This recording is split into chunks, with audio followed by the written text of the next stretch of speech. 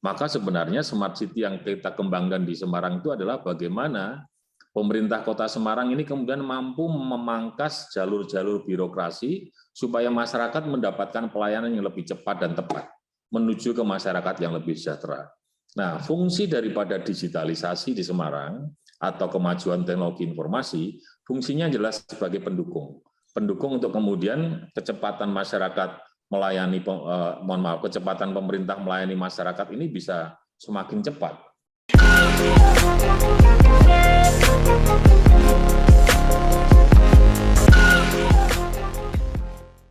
Halo Biotizen, sudah tahu belum kalau sekarang ada metode baru pengambilan sampel untuk deteksi COVID-19 selain swab lo? Biosaliva merupakan alternatif pengambilan sampel untuk deteksi COVID-19.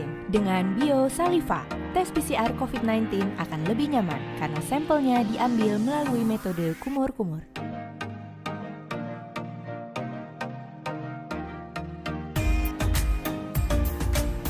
Tes PCR COVID-19 aman dan nyaman. Biosaliva aja.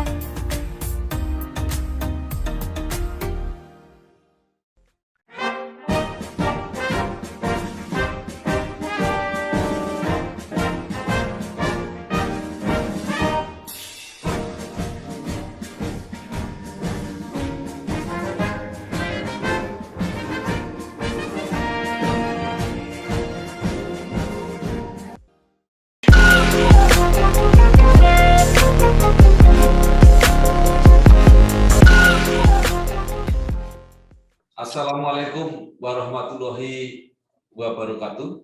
Waalaikumsalam. Bersama saya Bambang Sadono di kanal Inspirasi untuk Bangsa. Mudah-mudahan kanal ini selalu bisa memberi inspirasi, motivasi, dan edukasi. Kami sedang mempersiapkan beberapa video untuk ikut memberi makna 64 tahun Universitas Diponegoro. Dan saya saat ini sudah bersama salah seorang alumnus, bahkan untuk program S3 ini alumni yang masih sangat baru, yaitu Bapak Dr. Hendrar Prihadi, SEMM. Beliau adalah Wali Kota Semarang. Apa kabar Pak Wali? Kabar baik Pak Bambang, kabar baik kawan-kawan, saudara semuanya. Iya, Pak Wali, ini kan dalam rangka 64 tahun Universitas Diponegoro, kami mau menerbitkan buku yang isinya 64 alumni. Nah, ini kurang lengkap kalau Pak Wali Kota Semarang tidak masuk. Oh iya. Nah, maka itu sekarang kami ingin Pak Hendy bercerita tentang proses, terutama proses kuliahnya di S3, karena banyak orang yang pengen tahu bagaimana orang yang aktif bertugas sebagai wali kota yang tidak sibuk tapi acaranya banyak sekali itu masih punya waktu untuk belajar. Monggo Pak Wali. Ya, yang pertama saya berterima kasih ya sama Undip, ada kebanggaan akhirnya saya bisa kuliah di Undip mulai S2, S3. Karena S1 saya mencoba masuk ke Undip 2 kali, waktu itu istilahnya UMPTN, 2 kali saya ikut, saya gagal. Tapi ya Alhamdulillah, kemudian S2 saya bisa kuliah di Undip, di Magister Manajemen, termasuk yang program doktor itu di Doktor Ilmu Sosial. Kalau ditanya gimana mengenai waktu, gimana dan lain-lain, saya rasa yang pertama tergantung niat. Gitu. Niat ini saya muncul setelah saya mendapatkan masukan. Saya dapat provokasi dari beberapa kawan di Undip, ada Pak Teguh, ada Pak Yuwanto, bahkan Pak Rektor itu Pak Yos beberapa kali mengingatkan saya untuk terus menyelesaikan kuliah terutama yang ada di S3. Maka berdasarkan niat tersebut dan provokasi dari senior-senior, saya memutuskan masuk di tahun 2018. Ya, memang mesti diniati. Karena kalau nggak diniati, ya pasti yang namanya seorang yang sudah punya pekerjaan ini pasti asik atau sibuk dengan dunia kerjanya. Nah, waktu itu kita memulai dengan semester 1 yang hampir setiap minggu kita harus ke kampus. Jumat dari pagi sampai sore, kemudian Sabtu dari siang, Jumat dari siang sampai sore, dan Sabtu dari pagi sampai sore. yaitu kita anggap sebagai apa ya, pencerahan, refreshing, ketemu sama dosen, ada teori-teori baru saya mendengarkan, kemudian kalau tidak sesuai dengan kondisi pekerjaan di lapangan saya juga memberikan komentar, mohon masukan dari dosen seharusnya bagaimana. Jadi alhamdulillah dengan model niat dan ikhlas itu kemudian situasi kuliahnya enggak situasi yang benar-benar membebani saya secara pribadi, justru kalau sudah datang hari Jumat itu kan, waduh asik ini, alhamdulillah sebentar lagi saya bisa ke kampus. Gitu Mas Bambang, kurang lebih. Ya, jadi malah dianggap sebagai refreshing ya? Refreshing ya, betul Mas Bambang, saya anggap sebagai refreshing.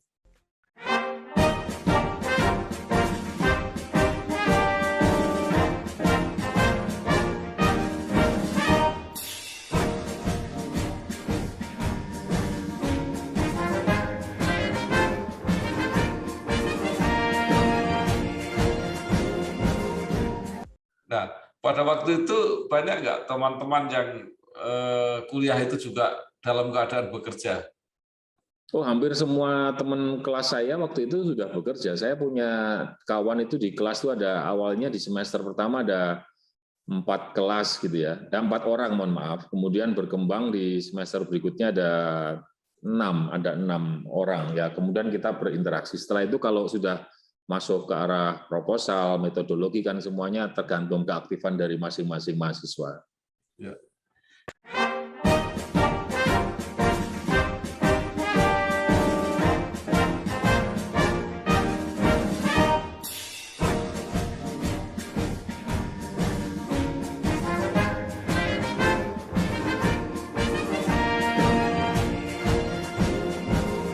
Nah, Pak Endi, disertasi Pak Wali ini kan mengenai model tata kelola kota cerdas, kota Semarang. Nah, sebenarnya apa saja yang disampaikan di dalam disertasi itu? Kita ngomong smart city, bahwa di Indonesia tentu saja termasuk kota Semarang, isu tentang smart city ini sudah sangat luar biasa. Wilayah-wilayah kota kabupaten yang kemudian tidak mengembangkan smart city dianggap sebagai sebuah wilayah yang tertinggal. Maka kemudian di Semarang sendiri kita sudah meluncing smart city itu mulai tahun 2013. Kita 2013 kita launching, tapi tentu saja semangatnya pasti semangat untuk menuju ke arah Semarang Smart City. Nah, ketemu perbandingan-perbandingan negara kota yang menerapkan smart city, maka kita harus punya sebuah kearifan lokal. Kalau smart city-nya Semarang dibandingkan dengan Tokyo, bandingkan Singapura, bandingkan New York, pasti nggak ketemu. Karena mereka punya penganggaran yang luar biasa untuk kemudian mereka bisa belanja terkait dengan kemajuan teknologi informasi yang sedemikian cepat.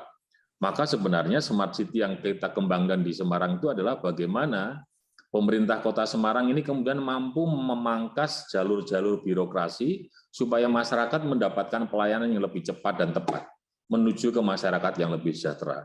Nah, fungsi daripada digitalisasi di Semarang atau kemajuan teknologi informasi, fungsinya jelas sebagai pendukung. Pendukung untuk kemudian kecepatan masyarakat melayani, kecepatan pemerintah melayani masyarakat ini bisa semakin cepat.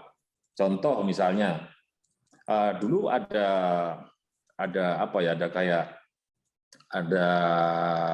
birokrasi yang terlalu panjang untuk masyarakat kemudian harus melaporkan sesuatu hal terkait dengan problem yang ada di lingkungannya. Dengan model Smart City ini kita mengembangkan namanya kanal lapor handy. Orang boleh datang ke kantor, ya itu sudah biasa, itu sudah konvensional. Tapi pada saat dia mempunyai kesibukan, kami sendiri punya kesibukan, mereka bisa melaporkan banyak hal terkait aduan di lapor handy.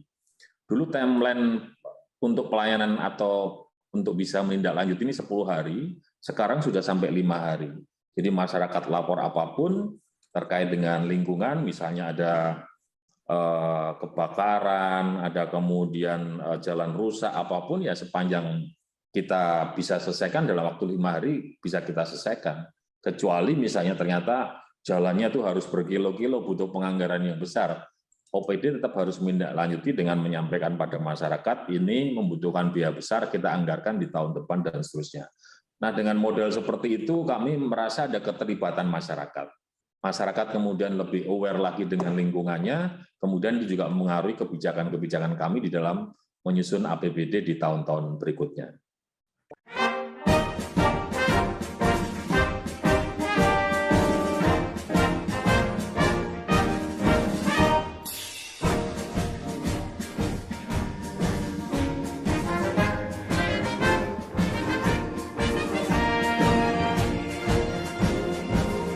Nah, itu seberapa banyak masyarakat yang memanfaatkan teknologi komunikasi yang baru ini, Pak Endi? Ya banyak ya, dari tahun ke tahun semakin meningkat, sekarang ini cenderung langsam bahkan sedikit turun. Tapi rata-rata 3.000 sampai 5.000 aduan setiap tahunnya. Jadi ini sekitar angka-angka 10 per hari sampai 15 aduan per hari yang masuk ke kanal lapor Hendi ini. Nah, itu langsung diterima Pak Endi atau ada satu sistem yang kemudian nanti menginformasikan? Ya, sekarang kita sudah memakai sebuah sistem yang diverifikasi oleh lapor dari kantor staf kepresidenan. Jadi semua aduan yang masuk ini harus diverifikasi dulu. Kalau itu berkaitan dengan program nasional, dikirim ke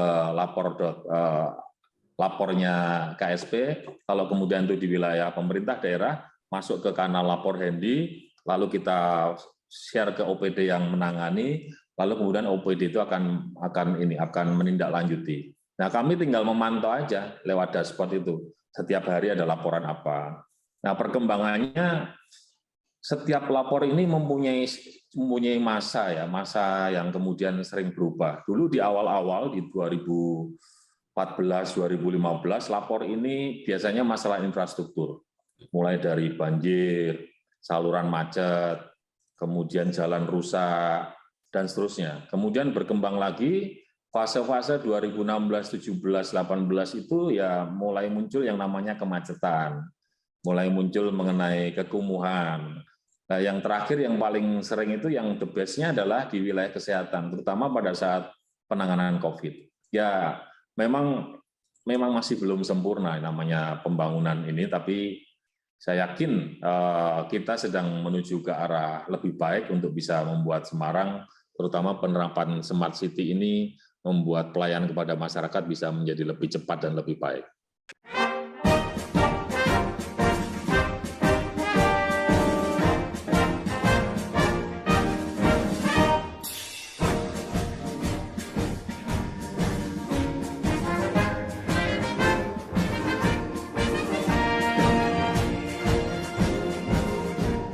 Nah, mungkin Pak Wali Kota bisa memberi ilustrasi yang lain selain yang lapor Hendi ini. Ya, banyak. Misalnya masalah perizinan. Ya, kalau dulu masyarakat kalau misalnya mengurus perizinan harus bolak-balik, kemudian juga antriannya panjang. Kami punya izin perizinan secara online. Masyarakat bisa kemudian memakai izin online itu untuk kemudian mereka memudahkan tanpa harus bolak-balik ke kantor. Itu salah satu yang terkait dengan smart governance. Kemudian juga ada misalnya smart living. Smart living itu kita punya call center. Masyarakat Semarang sekarang bisa telepon 112 untuk segala kegawat daruratan.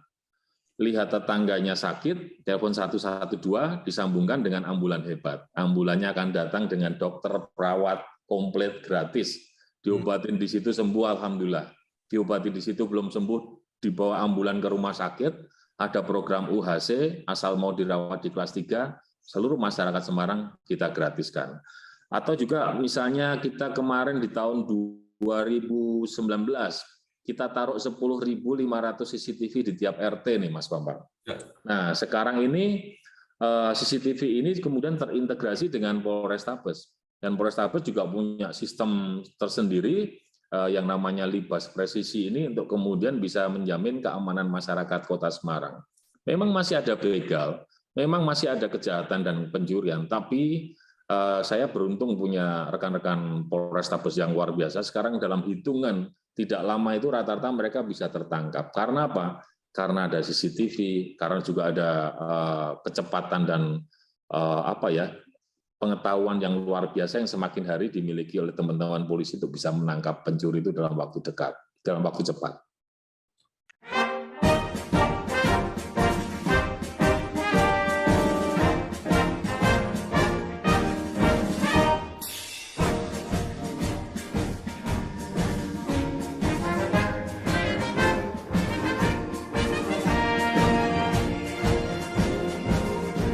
Ya, Pak Endi tadi sudah memberi contoh program Smart City yang sudah berjalan dan berhasil. Tetapi toh semua itu katanya masih bertahap. Lalu kira-kira apa lagi yang masih dibayangkan dan akan dilakukan? Kalau PR klasiknya kan masih di wilayah banjir, tau Mas Bambang, ya kan? Kemarin waktu malam tahun baru kita hujan, ya beberapa ruas kemudian tergenang, tapi memang cepat surut. Hanya beberapa titik di wilayah Telogosari, Muktiharjo Kidul, Muktiharjo Lor, ataupun Kaligawe yang perlu waktu cukup lama, sehari untuk kemudian surut. Nah, itu masih menjadi PR kita. Nah, saya sudah berkoordinasi dengan BPWS, dengan provinsi, dengan Kementerian PUPR. Memang obatnya yang paling mujarab untuk wilayah timur terkait banjir rob itu adalah sistem yang namanya adalah tanggul laut, yang sudah dimulai pembangunannya, yaitu tol Semarang-Demak, yang insya Allah di tahun ini mulai dibangun jalur dari Sayung ke arah Kaligawe. Kalau itu selesai sebagai sarana transportasi jalan tol, itu juga akan berfungsi untuk menahan air laut supaya tidak rob masuk Semarang. Yang itu juga bisa sebagai penampungan sungai-sungai yang ada di wilayah timur, ada 5 sungai, kalau pas hujan, airnya masuk di dalam poldernya di tanggul laut tersebut. Nah, kalau itu selesai, targetnya sih selesainya kan kalau pekerjaan 2022 mungkin 2023 sudah selesai, ya persoalan banjirnya akan selesai tuntas di Kota Semarang. Tapi meskipun toh begitu, banyak hal yang masih ingin kami lakukan. Bagaimana kemudian kawasan kumuh ini bisa segera teratasi. Kami punya program namanya Kampung Tematik. Kampung tematik ini kan percepatan untuk bisa membuat wilayah kumuh, wilayah kemiskinan, pengangguran di sebuah kampung-kampung itu bisa kemudian bergerak lebih baik.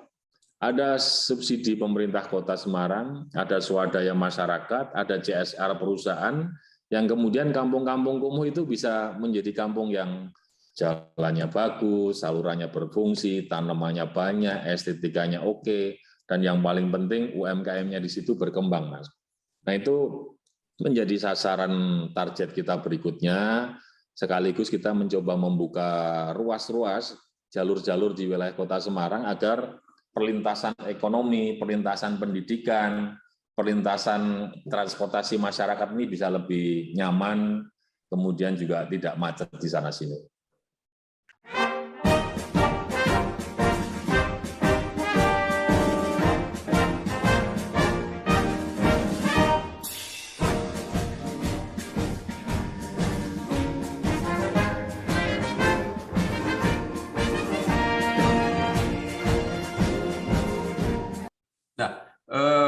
Pak Endi, sistem Smart City ini bisa nggak mungkin dikoneksikan gitu ya? Misalnya orang sudah tahu bahwa ini akan banjir, dilihat dari curah hujan atau mungkin pantauan dari daerah atas misalnya, sehingga mempermudah untuk mempersiapkan. Ya, kalau di tingkatan dinas kita sebenarnya punya program yang namanya early warning system. Jadi pada saat hujan lebat di daerah Kabupaten Semarang, kawan-kawan ini sudah bisa mengukur elevasi sungai-sungai yang dilewati oleh air hujan dari kabupaten. Pada saat pada titik tertentu, maka potensi banjir itu akan muncul. Pompa-pompa harus mulai dinyalakan dan seterusnya. Ini sudah ada. Tapi kalau masyarakat umum, sebenarnya masyarakat umum bisa melihat dari portal semarangkota.go.id terkait dengan pantauan wilayah. Ada CCTV yang kemudian bisa dilihat masyarakat secara umum untuk melihat potensi wilayah yang tergenang air, sampai melihat potensi traffic di perempatan yang mungkin macet atau tidak, sampai juga bisa melihat potensi crowded pelayanan publik di antrian itu bisa diakses oleh masyarakat luas. Jadi sebenarnya kami sudah membuka ruang itu dan harapannya masyarakat bisa lebih lebih merasa terinformasikan terkait dengan hal-hal yang punya potensi membuat mereka nggak nyaman. Ya, lalu seberapa jauh secara lebih luas lagi penyiapan atau pembangunan pemerintahan digital yang seolah-olah bukan seolah-olah yang sekarang menjadi program nasional bahwa semua pemerintahan harus menuju pemerintahan yang digital. Kalau saya kok mengartikan tidak harus standarnya itu kan belum sama masing-masing kota kabupaten terkait dengan digitalisasi loh Mas. Ya. Tapi kalau smart city saya rasa semuanya wajib ya menerapkan smart city karena masyarakat hari ini kan butuh pelayanan yang cepat. Kalau digitalisasi tergantung dari anggaran yang dimiliki wilayah. Tentu saja Semarang kalau dibandingkan Jakarta pasti berbeda. Semarang dibandingkan Blora ya pasti berbeda. Maka sekali lagi digitalisasi itu buat kami ini bukan gaya-gayaan. Tapi digitalisasi itu lebih pada sebuah unsur pendukung. Misalnya kita bangun namanya situation room. Kalau situation room-nya itu manfaat, kemudian bisa dipakai sebagai sebuah tempat untuk menganalisis, mengkaji berbagai potensi persoalan yang muncul di kota, itu bagus. Tapi kalau kemudian membangun situation room, bermiliar-miliar, tidak pernah dipakai, sehari-hari nganggur, ya itu namanya cuma gaya-gayaan saja. Dan Alhamdulillah Semarang sudah punya situation room, salah satu room-nya di situ adalah menganalisis, Mas. Jadi CCTV yang kami punya itu 10.500, sebagian sudah sudah mempunyai sistem analitik, misalnya di Kota Lama. Kota Lama itu dari sistem analitik itu bisa kelihatan berapa mobil motor yang lewat pada detik itu, jam itu. Apa yang kemudian muncul terjadi? Kalau terlalu banyak, macet.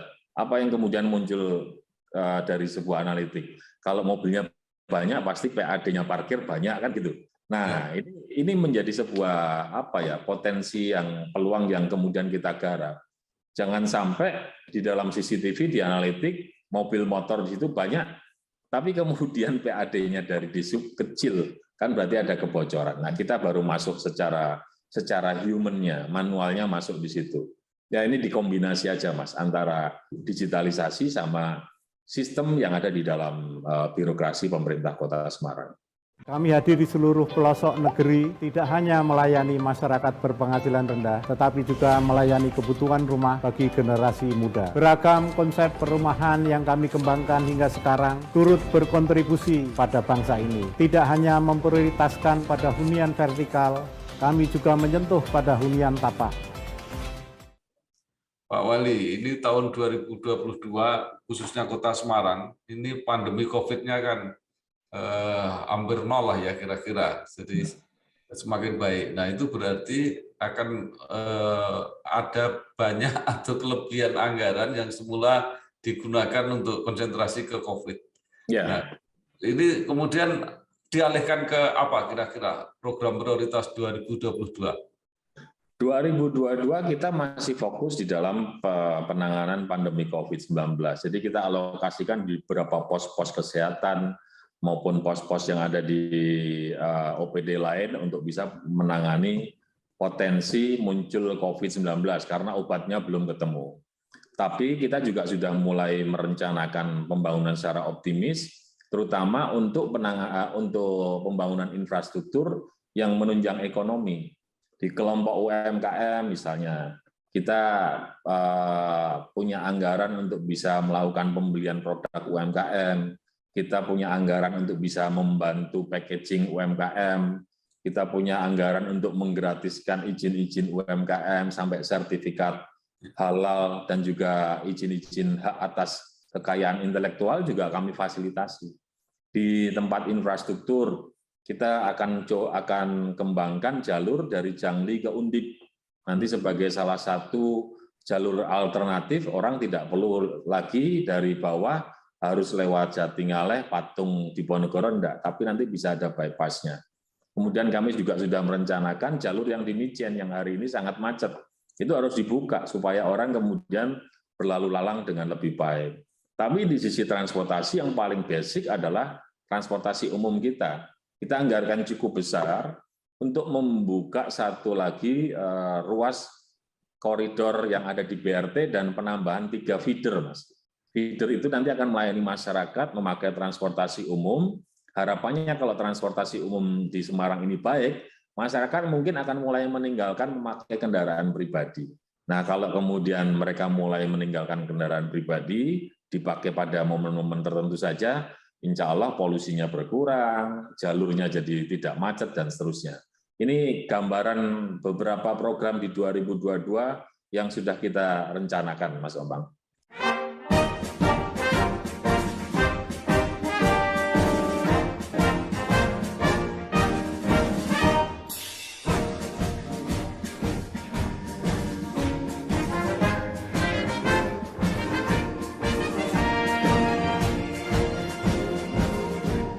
Ya, Pak Wali, sekarang kembali ke Undip. Nah, Ya.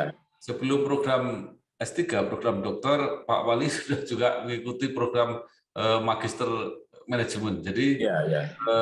2 tahap, S2, S3 sama-sama di Undip. Apa yang paling dirasakan proses belajar di Undip selain mendapat pengetahuan, mungkin ilmu, itu nilai-nilai atau semangat apa yang diperoleh di situ? Pertama pasti kebanggaan sebagai orang Semarang bisa sekolah atau kuliah di Undip, perguruan tinggi yang hari ini terus berkembang sedemikian rupa, diakui di dunia nasional bahkan internasional. Yang kedua, kami melihat selama proses pengajaran di Undip, itu dosen-dosennya memang mempunyai kemampuan. Undip terus berbenah, infrastruktur, sarana penunjangnya juga semakin oke dan keren. Dan dari catatan saya, pada saat kemudian Undip masuk ke wilayah Tembalang, waktu itu Tembalang masuk wilayah 5 besar dari jumlah penduduk di Kota Semarang. Hari ini Tembalang sudah nomor 2, jumlah penduduk terbanyak di Kota Semarang. Artinya secara makro, sosial, budaya, ekonomi terus berkembang di situ dengan kehadiran Undip. Maka catatan-catatan inilah yang kemudian saya meyakini bahwa perguruan tinggi yang ada di Kota Semarang, khususnya Undip ini ternyata berpengaruh juga untuk proses pertumbuhan ekonomi di Kota Semarang. Dan rasa-rasanya dari jumlah perguruan tinggi yang banyak di Kota Semarang, Semarang mungkin perlu juga untuk menerapkan berbagai alternatif pelayanan pada masyarakat, tidak hanya di sektor pariwisata, tapi juga di dunia pendidikan. Jadi Semarang sebagai kota pendidikan saya rasa juga sudah waktunya untuk kita gaungkan terus untuk bisa menarik orang datang ke Semarang untuk mereka sekolah, mereka spend money di Semarang, dan tentu saja ekonomi jadi tumbuh berkembang dengan baik.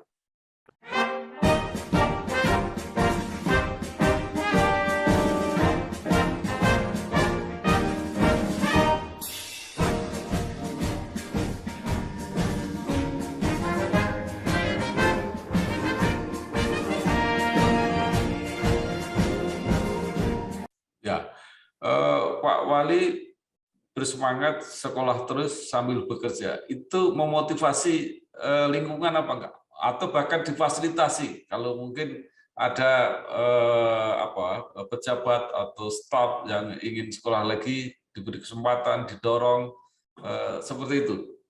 Iya. Saya termasuk orang yang suka melihat kawan atau rekan mereka punya pemikiran untuk maju, termasuk untuk sekolah dan kuliah.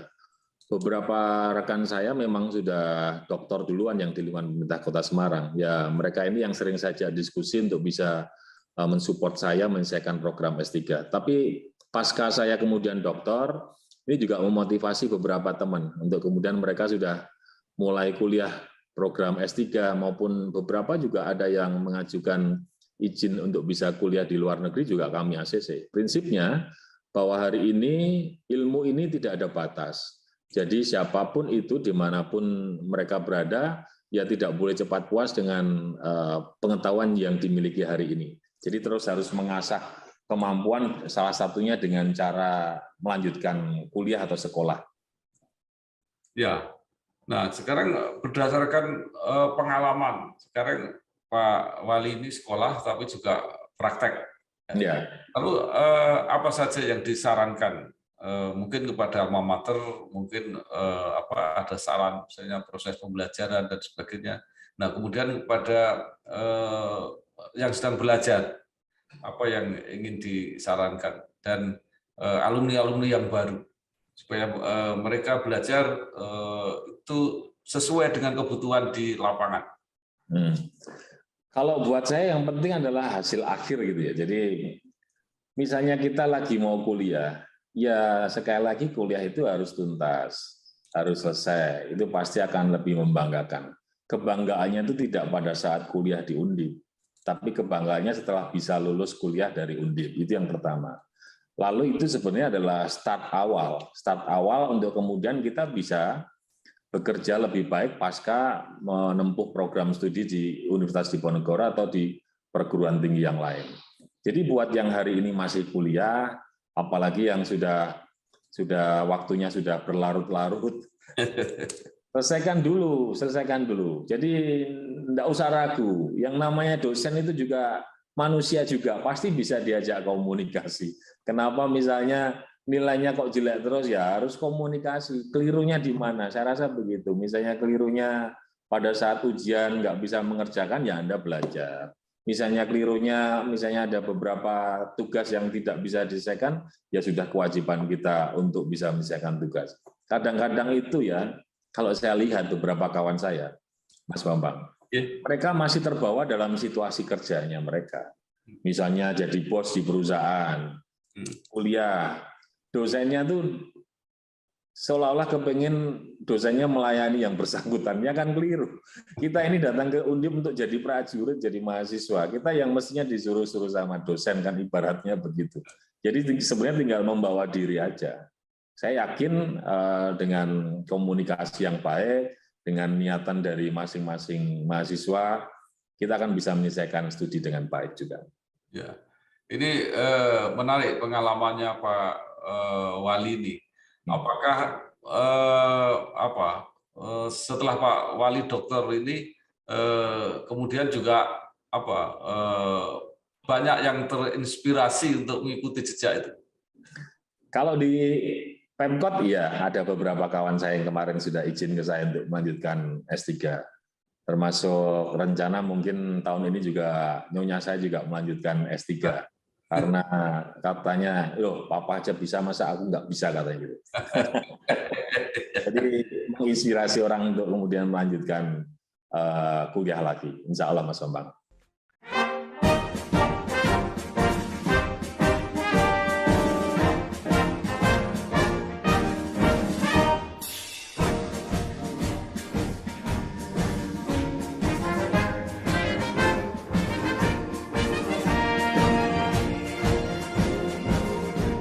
Ya, baik Pak Dr. Hendrar Prihadi, SEMM, Wali Kota Semarang, yang sudah menyampaikan pengalamannya dan